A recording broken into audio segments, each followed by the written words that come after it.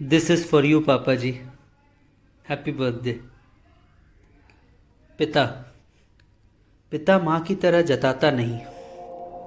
पिता माँ की तरह जताता नहीं, पर बच्चों को याद माँ से कुछ ज़्यादा ही करता है। वो कभी तुमसे ये नहीं कहता कि बेटा मैं तुम्हें याद करता हूँ। वो कभी तुमसे ये नहीं कहता कि बेटा मैं तुम्हें याद करता हूँ। बस ये कह देता है कि कभी फ़ोन लगा लिया कर यार, तेरी माँ तुझे याद कर उदास हो जाती है।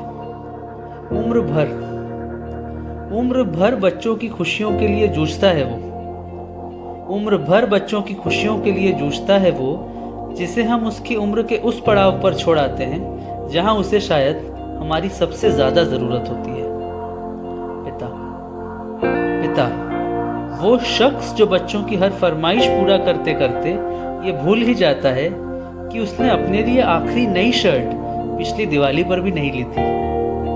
खुद के बारे में सोचना तो कब का बंद कर दिया होता है उसने। बच्चों को आंगन में झूला झूलता देख के खुश होता वो पिता।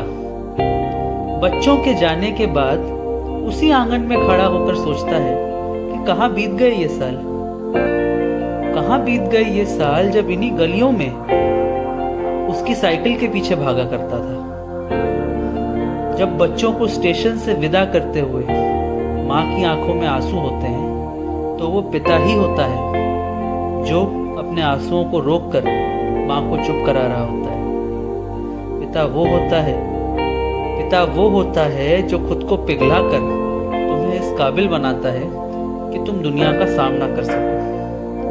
पिता सिर्फ एक शब्द नहीं, वो पूरा वाक्य है जिसका हम सिर्फ एक अदना सा हिस्सा है। पिता वो धूप है जो पौधे को पेड़ बनाती है। और कितनी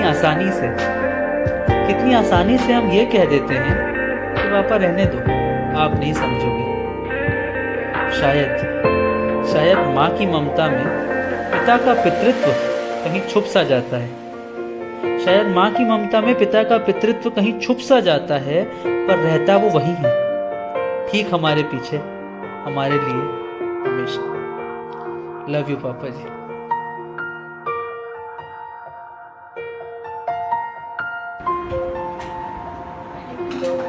Let all of